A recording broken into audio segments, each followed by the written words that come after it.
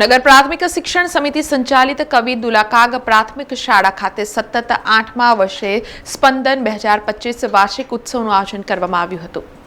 નગર પ્રાથમિક શિક્ષણ સમિતિ દ્વારા કવિ શ્રી દુલાકાગની પુણ્યતિથિ નિમિત્તે દર વર્ષે વાર્ષિક ઉત્સવનું આયોજન કરવામાં આવતું હોય છે।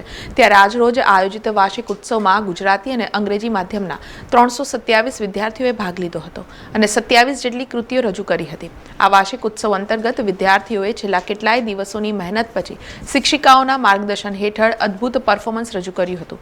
આ પ્રસંગે ખાસ કવિ દુલાકાગના પ્રપૌત્ર એવા ઈશકાક પણ ખાસ ઉપસ્થિત રહ્યા હતા। તેઓએ જણાવ્યું હતું કે દર વર્ષે બાળકો અદ્ભુત કલા રજૂ કરતા હોય છે, ત્યારે આ જોઈને બાપુની ચેતના પણ રાજી થતી હશે અને સ્કૂલ ઉત્તરોત્તર પ્રગતિ કરી રહી છે। ત્યારે આ જોઈને ખૂબ જ આનંદનો અનુભવ અમે કરીએ છીએ।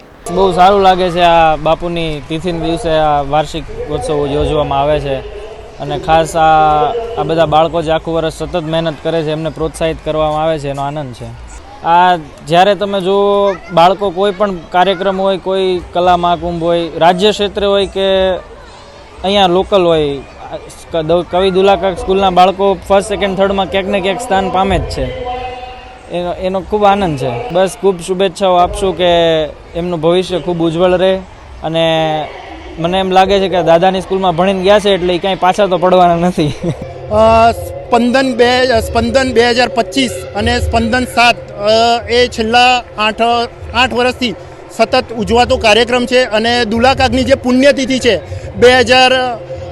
દુલાકાગની જે પુણ્યતિથિ છે, પુણ્યતિથિના આ શુભ પ્રસંગે અમે આ કાર્યક્રમનું સતત આયોજન કરતા આવ્યા છીએ અને આ દ્વારા અમે દુલાકાગને યાદ કરી અને જેના નામથી આ શાળા છે, જેની દુલાકાગ માટે એવું કહી શકાય કે હેજી તારા આંગણિયા પૂછીને કોઈ આવે તો આવકારો મીઠા આપજે, એમનું લોકપ્રિય આ જે ભજન છે એના ધ્યેયને સાર્થક કરવા માટે આ કાર્યક્રમ અમે વર્ષોથી ઉજવી રહ્યા છીએ।